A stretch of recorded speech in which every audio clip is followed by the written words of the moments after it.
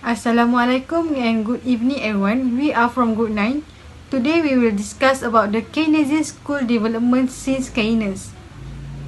This video will be divided by 4 parts of content. The first and second part discuss about Alvin Hansen and Paul Samuelson help move their version of Keynes approach to economic direct into the mainstream of macroeconomic theory. The next part is post-Keynesian economists who contend that the contemporary neoclassical synthesis between Keynesian macroeconomics and neoclassical microeconomics is not only strictly flawed but also incompatible with Keynes' own idea. The last part is new Keynesian economists. Discuss about new Keynesian economists reject the idea of post-Keynesian and refocus their attention on the traditional Keynesian question on why recession occur. Bismillahirrahmanirrahim. Assalamualaikum and good evening everyone. My name is Yusuf. I'm at number 269505. Today I will present about Alvin H. Hansen 1887 until 1975. Alvin H. Hansen born in Weber, South Dakota. He attended high school at South Fall Academy and then enrolled at Youngstown College where he graduated in year 1910. Year 1918, he received his PhD from the University of Wisconsin. He taught at Brown University and then University of Minnesota. At Minnesota, he published Business Cycle Theory, year 1927, a book that earned him a reputation as being one of the nation's leading macroeconomic scholars. Year 1937, 1 year after Keynes published of the general theory, Hansen joined the faculty at Harvard. He earlier had pointed out a mathematical error in Keynes' treatise on money and his initial reaction to the general theory was less enthusiastic. However, following deeper study of Keynes' system of ideas, Hansen soon changed his opinion. He and his students made Keynes' work and its policy implication the central focus on their fiscal policy seminar. Several of those attending the seminar become prominent contributors to economics and public policy. Hansen's students include such prominent economists as Asa Domer, John Dunlop, Walter Sand, Paul Samuelson, Paul Swayze, James Tobin, and Harry Welch. Year 1941, Hansen published Fiscal Policy and Business Cycle, which support Keynes' analysis of the macroeconomic problem of the 1930s. He endorsed active and continuous policy by government to stabilize the economy. Because of his strong advocate of government intervention to promote full employment, people call him the American Keynes. Hansen's influence was international. 10 of his books were translated into one or more languages, totally 29 translations. A guide to Keynes became familiar to thousands of graduate students who use it in their struggle to understand the more esoteric section of Keynes' the general theory. The next part is the Hansen synthesis. 1 year after publish of the general theory, John R. Hicks published an important journal article, Merge Keynes and the Classic, a suggest interpretation. Hicks pointed out the Keynes theory of the interest rate and therefore the theory of equilibrium income was interminate. In figure 21.3, Keynes viewed that the interest rate being determined by liquidity preference, money demand and money supply. Once the market rate of interest is determined, then the level of investment becomes known. This situation we can see in figure 21.2. Together with consumption expenditure, investment determine aggregate expenditure and thus the level of national income and domestic input. He correctly noted the Keynes equity preference schedule itself money demand depend on the level of national income. At higher income level, people desire to hold more money to buy the greatest volume of goods and services available. The level of income thus depend on the interest rate through investment, but the interest rate depend on the level of income through liquidity preference money demand. He then suggests a way to resolve the intimacy and in so doing develop a unified economy model that synthesizes the Keynes and neoclassical perspective. Today we refer to the Higgs-Hansen synthesis as ISLM model. This is ISLM model. In figure 21.3, Keynes viewed that the interest rate as being determined by liquidity preference, money demand and money supply, while in figure 21.2, we can see that once the market rate of interest is determined, the level of investment becomes known. Next is Sir John Higgs, 1904 until 1989. Sir John Higgs, born in 1904 at Warwick, England. He gained education at Clifton College and Balliol College from 1917 until 1926. He lectured at London School of Economics and Political Science, Cambridge from 1926 to 1938 and became professor at University of Manchester. His most familiar contribution on macroeconomy was the Higgs-Hansen ISLM model, published in his paper Musking and the Classic Suggest Interpretation. The model formalized an interpretation of the theory of John Maynard Keynes, C. Keynes economy, and described the economy as a balance between three commodities: money, consumption, and investment. He was co-recipient of the Nobel Prize in Economic Science with Keynes J. Arrow in year 1972 for his pioneering contribution to general equilibrium theory and welfare theory. That's all from me. I will pass to the next presenter. Hi, hello, my name is Syazwina Aiza Binti, Kamarulzaman, metric number 273100. I will continue the presentation. I will present about the IS and LM curve. The IS curve represents the combination of interest rate and the level of income at which the investment is equal to the saving. It also shows the potential point of equilibrium in the good market. The LM curve indicates all the combination of interest rate and the level of income at which money supply is equal to money demand. It also shows potential point of equilibrium in the money market. The equilibrium interest rate and the level of income are determined where the IS and LM curve are intersect. This is only the combination of interest and income where there is equilibrium in both the good market and the money market. This figure shows the IS curve. The IS curve is derived from all these graphs starting from graph A and proceeding clockwise to B, C, and D. The graph A shows the relationship between the interest rate and the investment. First of all, let's suppose that the interest rate is I1, then as we can see from A1 on the curve, the level of investment will be I1. Graph B is to measure investment spending. So, by directing a line outward from A1 in graph A to graph B at the point B1, we transfer the I1 of investment from the horizontal axis in graph A to a vertical axis in graph B. Next, graph C shows the Keynesian saving function.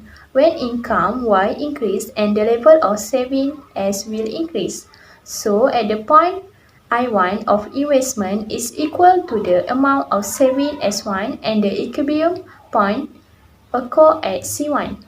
A potential level of equilibrium income will at C1. And next, dropping a vertical line downward from point C1 on the saving function to the horizontal axis of graph C, then we will know that the income is Y1. Again, extending the line downward to graph D, we know the equilibrium point at point D1, which interest rate I1 and the level of income equal to Y1, that is consistent with equilibrium in the good market is Y1. Other points such as D2 are similarly derived. and then connect all points such as D1 and D2 to form the IS curve. It depending on the rate of interest, income may be at any level represented by the IS curve. Next, this is LM curve. The LM curve is similarly derived as the IS curve. Graph A shows the relationship between the interest rate I to the amount money pupil desire to hold for speculative purpose LS. When the interest rate decreases, money held for speculative purpose will increase. This is because we will expect then that the interest rate will increase in future and cause the bond price to fall. Hence, we will hold less bond and vice versa if the interest rate increase and the money held for speculative purpose will decrease. So, let's suppose that the interest rate is at I1 in graph A, then LS1 will be the money that pupil will desire to hold for speculative purpose. Graph B shows the total money supply. When in equilibrium, the quantity of money supply M is equal to the amount of money demand L. So, external align outward from A1 to B1, we observe that the amount of money needed for transaction purpose is LT1, which is M minus LS1. Then, extend a horizontal line to graph C, point C1 occur where the income equal to Y1, and the money needed for transaction purpose is equal to LT1. This transaction balance will support national income of Y1 as shown by C1 in graph C. Next, we draw a line vertically from C1 and extend a line horizontally from A1 to get point D1 in graph D. The equilibrium point will occur at point D1 when Y1 and I1. Other points such as D2 are similarly derived at the locus of the point constitute the LM curve. This figure shows the IS-LM equilibrium. This is a combination of IS and LM curve. IS and LM curve intersect. This is the only combination of interest and income where the equilibrium in both the good market and the money market. The equilibrium point at Y0 and I0 where the LM curve is equal to IS. Hanisah and others demonstrated that it is easy to add government spending and tax to the IS-LM model and use it to analyze the interest rate and income effect of alternative fiscal and monetary policy. For example, government spending is added to the level of investment spending, and taxes are added to the level of saving. Thank you. That's all from me. Hi, a very good day. My name is Noor, Nabila, Hani, Binti, Sabaran, matrix number 269469. So now I'm going to continue to the next part, which is the contribution of Paul A. Samuelson in developing the ideas of Keynesian school. Paul A. Samuelson was born in Gary, Indiana on 15 May 1915. Samuelson went in the Harvard graduate program in economics after getting his BA from the University of Chicago. At Harvard, Samuelson was immersed in the early stages of the Keynesian Revolution, and one of his professors was Alvin Hansen. Samuelson, a gifted math student, decided early on to apply mathematics to the study of economic theory. His doctoral dissertation was a culmination of his efforts. In 1947, he released a book called The Foundation of Economic Analysis. Samuelson employed mathematics to bring forth and establish the major ideas in economics in this work, which earned him a rapid academic renown. He began looking for a university where he could teach and continue his research after getting his doctorate. Despite the fact that he had published 11 articles while still a graduate student, Harvard did not assign him to a post, which surprised everyone who knew him. Unfazed, Samuelson accepted a position at Massachusetts Institute of Technology, which was closed by MIT. MIT had a reputation for distinction in engineering and science at the time, but not in economics, which he transformed. Many of his publications are extremely mathematical and many are of substantial interest only to other professionals in the area. He authored numerous wide-ranging essays in the most respected economic journals.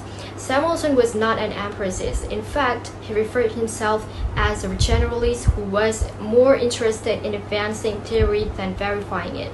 It's impossible to categorize Samuelson under a single school of economics.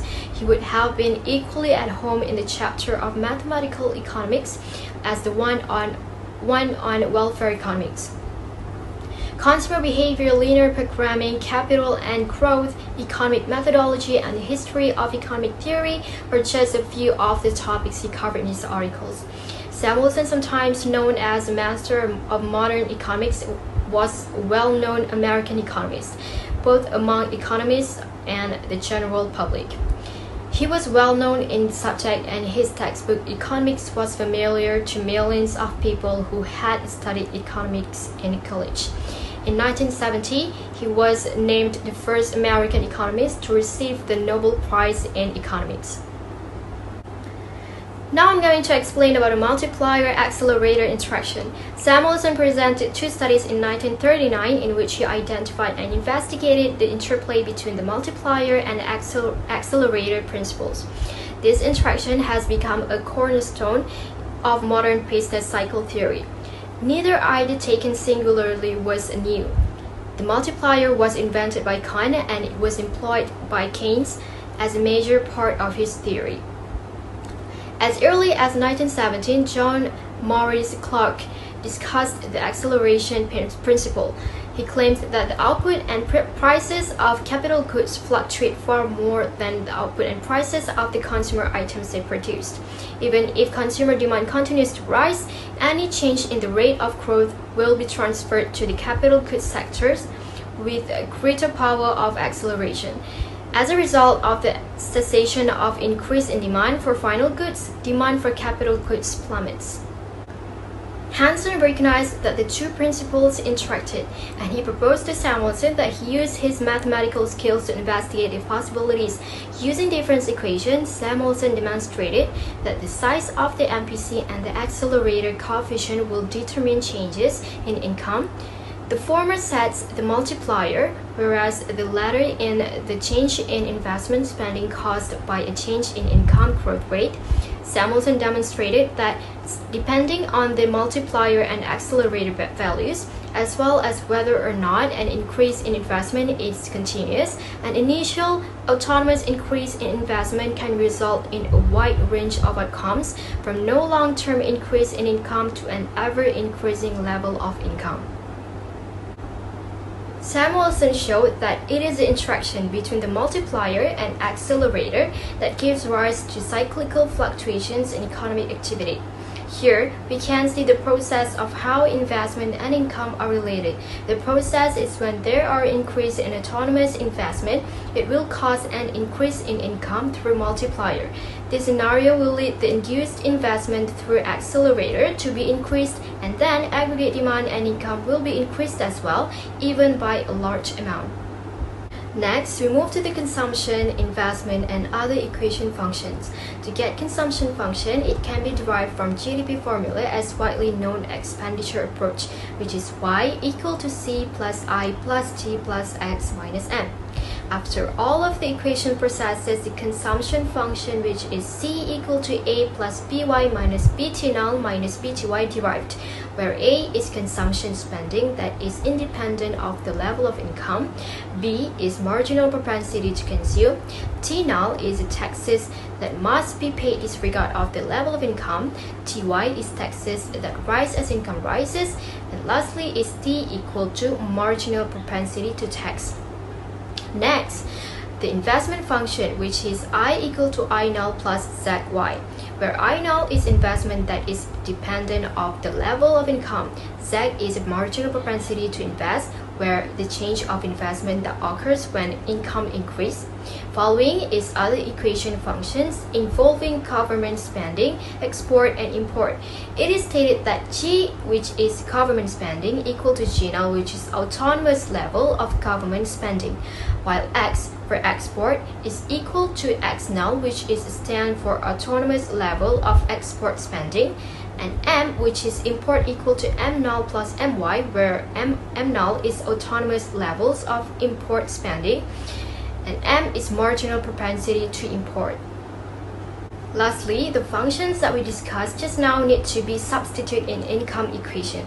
So, income equation can be derived as shown, which is y equal to 1 divided by, in bracket, s plus bt plus m minus z multiplied by, in bracket, bt null plus I null plus t null plus x null minus m null, where S is marginal propensity to save, where A minus B, and BT is marginal propensity to consume times marginal propensity to tax, where MPC multiplied by MPT, and M is marginal propensity to import, and lastly Z is marginal propensity to invest. The key points here are the multiplier effects increase national income.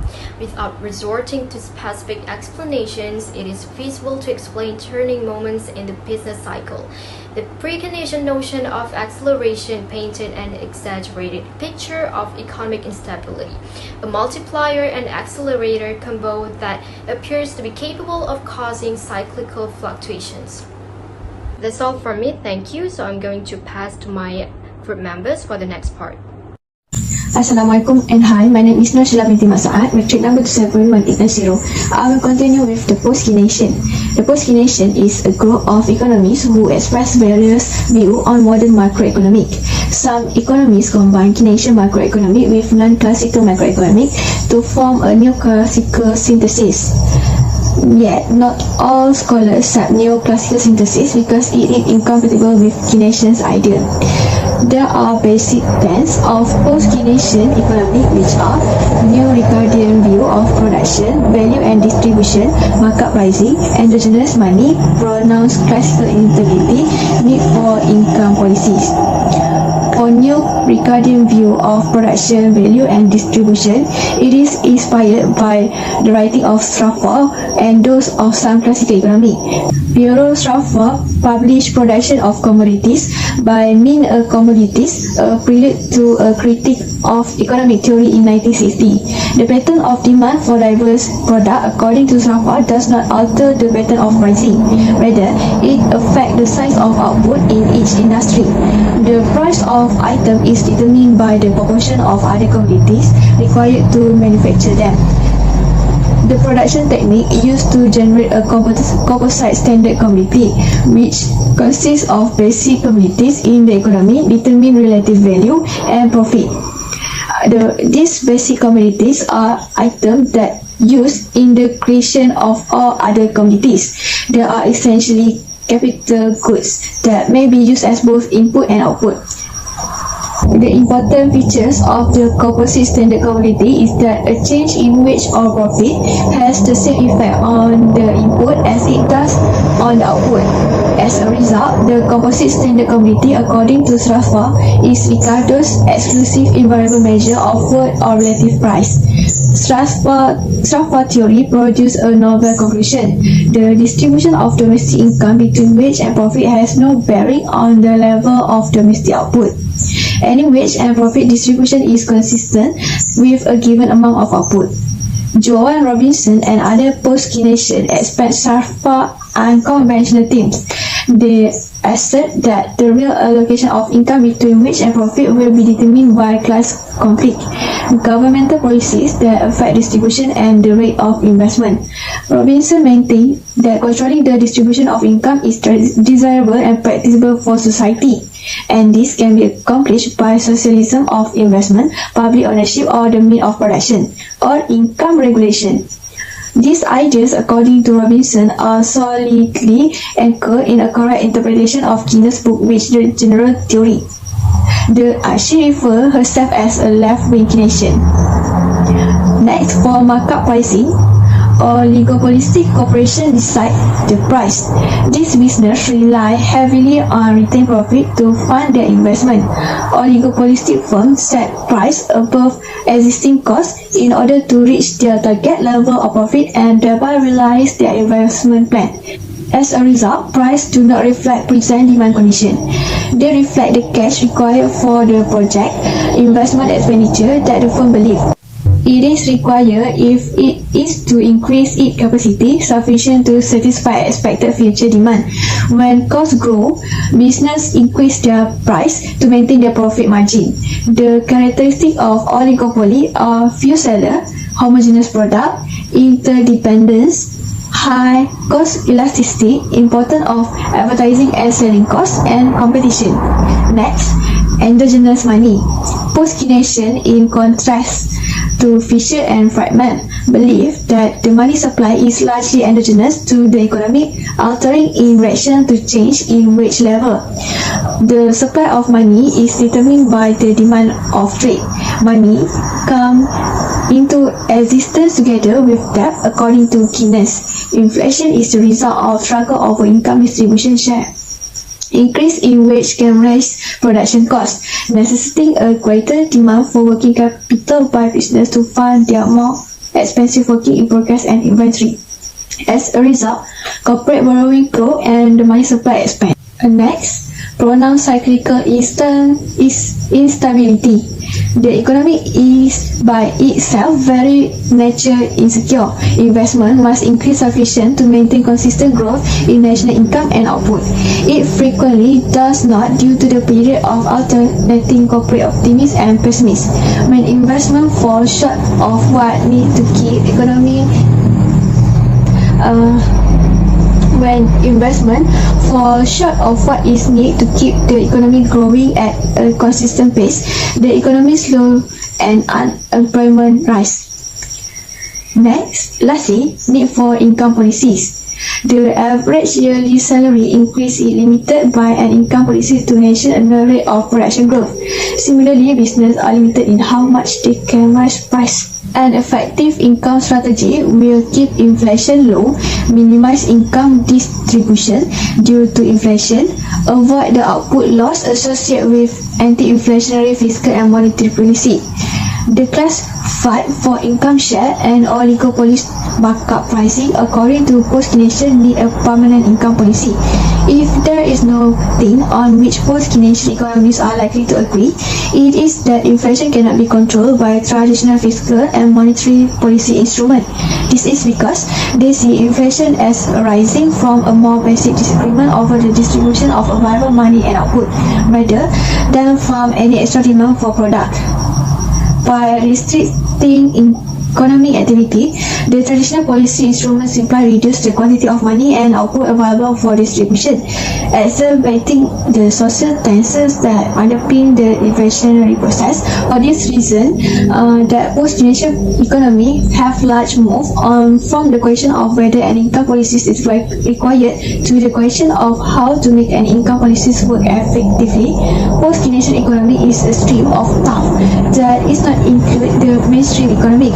This is because post-Keynesian approach have a number of flaws, include the methodology economy model utilized are different from mainstream thought that incorporate complexly in their research. This also lack an agreed open economic model that incorporate all the ideas provided, and some policies are difficult to put in place. Research by modern post-Keynesian scholars can be found in the Journal of Post-Keynesian Economy. That's all from me, and I'll pass to the next presenter. Thank you. Policies, citing the resource misallocation resulting from these policies and the poor historical success of wage and price controls in reducing the inflation. The new Keynesian theories have refocused attention on the traditional Keynesian question of why recession occur, and their answer is that declines in aggregate demand produce declines in real output and corresponding increase in unemployment because the price level and the nominal wages are inflexible downwards. Let's first suppose that price and nominal are perfectly flexible and aggregate demand declines from AD1 to AD2 and aggregate supply remains at AS. From the graph, it shows that price will decrease from P1 at point A to P2 at point B. Real output will temporarily fall from its full employment level QF to less than full employment output at Q1. As nominal wages fall, AS curve will shift rightwards from AS1 to AS2 and the intersections at C of AS2 and AD1 real output returns to QF and the recession has automatically ended. According to the new Keynesians, price and wages are downward inflexible from point A to D and AD1 to AD2, not as predicted by the classical and the new classical microeconomics that say that price and wages are shift to the rightwards from point A to B to C. Economists of New Keynesians such as Stanley Fisher, Robert, Joseph, Oliver, George and Assar that offered several possible explanations for downward price and wage rigidity. The explanations for downward price and wage rigidity are main use cost, efficiency wages, formal and implicit contracts, and insider-outsider theory. First, let me explain about the menu cost. Menu cost is the cost to the firm resulting from the changing its price. For example, the firm must pay for the hiring pricing, consultants, printing new catalogs or menu, retagging and updating computer system. Because of those costs, firms sometimes do not always change their prices with every change in supply and demand. Firms in oligopoly industries must concern that unilateral price reduction may set off deeper cuts for rivals. Thus, when aggregate demand in economy declines, prices may remain fixed while output and employment fall. Next, formal and implicit contracts. The new Keynesians point out that workers usually sign long-term contracts with built-in nominal salary increases, which cuts simply are not an option when declines in aggregate demand unexpectedly occur. Instead, firms lay off workers. Although many non-union workers do not work under formal or explicit contracts, these workers may operate under implicit contracts, which are informal agreements or invisible handshake. Firms will maintain existing nominal wages during periods of slack product demand.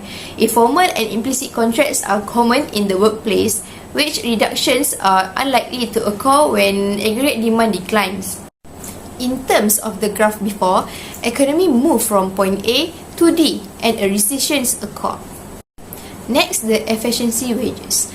A level of wages paid to workers above the minimum wages in order to retain a skilled and efficient workforce. Employer must pay its workers high enough so that the workers are incentivized to be productive and that highly skilled workers do not quit. Firms that pay efficiency wages will be hesitant to reduce compensation rates in response to lower aggregate demand since payment cuts will encourage shirking and increase the frequency of job terminations and increasing per unit labor expenses. In short, pay reduction will be counterproductive. Efficiency wages may contribute to wage inflexibility and cyclical unemployment in this way. And lastly is the insider-outsider theory.